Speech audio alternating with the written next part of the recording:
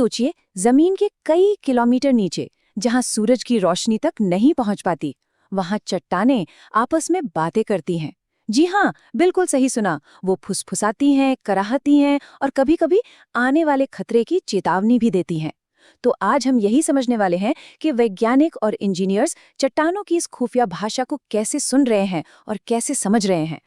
ये एक बहुत बड़ा और एक बहुत ही जरूरी सवाल है, और इसका जवाब पता है कहाँ है? किसी भारी भरकम मशीन या नए कायदे कानूनों में नहीं। जवाब छिपा है सिर्फ सुनने की कला में। एक ऐसी कला जो टेक्नोलॉजी और विज्ञान के मेल से ही मुमकिन हो पाई है। हाँ, ये सुनने में थोड़ा अजीब तो लग सकता है, पर यह बिल्कुल सच है। माइंड की सेफ्टी का सबसे बड़ा सीक्रेट चट्टानों की आवाज़ों को, उनकी बहुत ही बारीक हरकतों को और उन पर पड़ने वाले स्ट्रेस को समझने में ही छिपा है। तो चलिए, इस अनोखी दुनिया में और गहराई से उतरते हैं और देखते हैं कि ये सब होता कैसे है। तो सबसे पहले ये समझना जरूरी है कि हम असल में किस चुनौती का सामना कर रहे हैं। क्योंकि देखिए, एक अंडरग्राउंड माइन कोई शांत या स्थिर जगह बिल्कुल नहीं होती। जरा सोचिए, जब जमीन से हजारों टन कोयला या कोई और मिनरल निकाला जाता है, तो उस खाली जगह के ऊपर की चट्टानों पर कितना जबरदस्त दबाव पड़ता होगा। ये एक तरह से एक जिंदा सांस लेती हुई जगह है जो हमेशा एक नए बैलेंस की तलाश में रहती है। और यहीं पर है सबसे बड़ा खतरा, जिसे कहते हैं ग्राउंड फेलियर। मतलब बिना किसी चेतावनी के चट्टानें अचानक ढह सकती हैं और इसके नतीजे जाहिर है बहुत ही भयानक हो सकते हैं। बस इसी हादसे को रोकने के लिए वैज्ञानिक दिन रात एक किए हुए हैं। तो फिर इस अनदेखे दुश्मन से आखिर लड़ा कैसे जाए? यहीं पर साइंस और टेक्नोलॉजी साथ मिलकर एक ऐसा सिस्टम तैयार करते हैं जो खदान की नब्ज पर हाथ रखने में हमारी मदद करता है। और इस मिशन की कमान संभाली है national institute for occupational safety and health, यानी NIOS के रिसर्चर्स ने। उनका लक्ष्य एकदम साफ है और बहुत ही जरूरी है, ग्राउंड फेलियर को जीरो पर लाना और ये पक्का करना कि हर माइन वर्कर काम के बाद सुरक्षित अपने घर वापस लौटे। पर सवाल ये है कि आखिर वो ये करते कैसे हैं? इसका जवाब है एक स्मार्ट नेटवर्क में। खदान के सबसे ज़रूरी हिस्सों में कई तरह के सेंसर्स लगाए जाते हैं। ये सब मिलकर आप कह सकते हैं एक नर्वस सिस्टम की तरह काम करते हैं, जो खदान की सेहत का पल पल का हाल बताते रहते हैं। चलिए, अब उन खास टूल्स पर नज़र डालते हैं जो इस हाईटेक सुनने की प्रक्रिया को मुमकिन बनाते हैं। ये काफ़ी दिलचस्प है।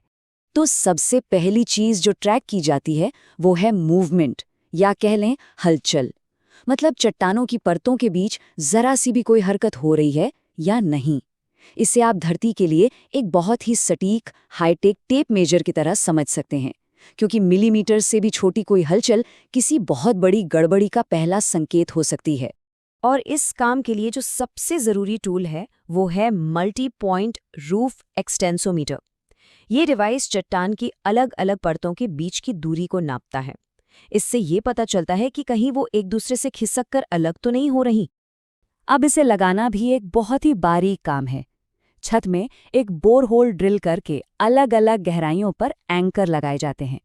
फिर सेंसर इन एंकर से जुड़े तारों के सहारे हर परत की हलचल को रिकॉर्ड करता है।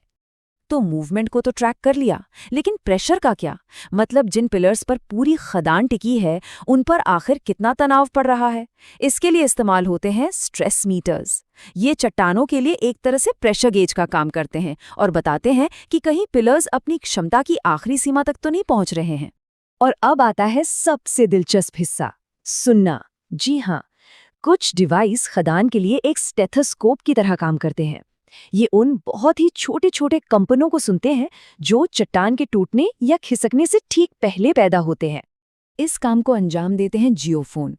ये इतने ज़्यादा सेंसिटिव होते हैं कि ये चट्टानों के अंदर होने वाली हल्की सी चटकने की आवाज़ को या फिर कराह को भी पकड़ लेते हैं। सोचिए, ऐसी आवाज़ें जिन्हें इंसान कभी महसूस भी नहीं कर सकता। और यही डेटा किसी आने वाले खतरे की पहली वार्निंग हो सकता है। और ये तो बस कुछ ही नाम हैं। असल में NIOS की टूलकिट में roof to floor extensometer, geophone और vibrating wire biaxial stress meter जैसे कई तरह के स्पेशलिस्ट उपकरण शामिल होते हैं।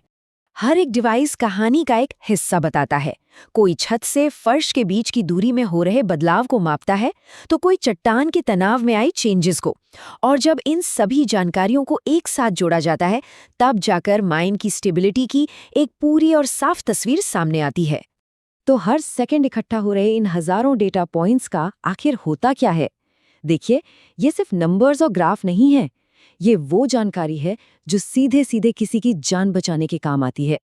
जैसा कि ये कोटेशन बताता है, जमीन से मिला ये असली डेटा कंप्यूटर मॉडल्स को वैलिडेट करने यानी उन्हें परखने के काम आता है। इन मॉडल्स की मदद से भविष्य में खदान कैसा बर्ताव करेगी, इसका अंदाजा लगाया जा सकता है। इससे इंजीनियर्स पहले से ही ज्यादा सेफ डिजाइन तैयार कर पाते हैं। और इसका नतीजा एकदम साफ है।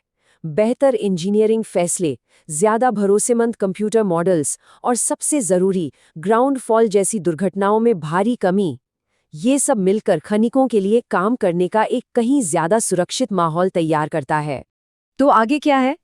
देखिए, ये टेक्नोलॉजी लगातार बेहतर हो रही है और जैसे जैसे हम और भी मुश्किल जगहों पर माइनिंग कर रहे हैं, इसकी ज़रूरत और भी ज़्यादा बढ़ती जा रही है। तो सवाल ये है कि जैसे जैसे माइनिंग और भी ज्यादा मुश्किल और गहरी जगहों पर पहुंच रही है, हमें वर्कर्स को सुरक्षित रखने के लिए जमीन की और कौन-कौन सी भाषाएं सीखनी होंगी। ये एक लगातार चलने वाली चुनौती है, लेकिन एक ऐसी चुनौती जिसका सामना करने से अनगिनत जानें बच सकती हैं। ये सवाल वाकई सोचने पर मजबूर करता है।